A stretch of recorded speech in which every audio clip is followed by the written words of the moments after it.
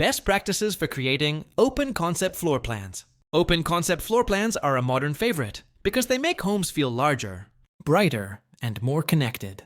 Whether you're working on a new design or remodeling an existing space, creating the perfect open layout requires thoughtful planning, and Homestyler can help you every step of the way. Start by designing your space in 2D. Remove unnecessary dividing walls between the kitchen, living room, and dining area. The goal is to encourage a natural flow of movement and visibility between zones. Next, use visual markers to separate areas without building walls. For example, place a kitchen island to define cooking space, or use a large area rug under the living room to create a cozy zone.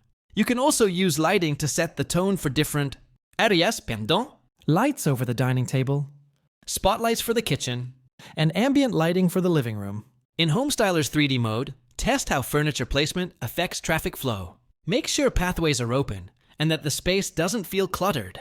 Keep focal points like the TV, dining table, or fireplace aligned with natural walking routes. Play with the ceiling heights and floor materials to subtly distinguish areas without losing the open feel. For example, a drop ceiling in the kitchen can add a definition without closing the space.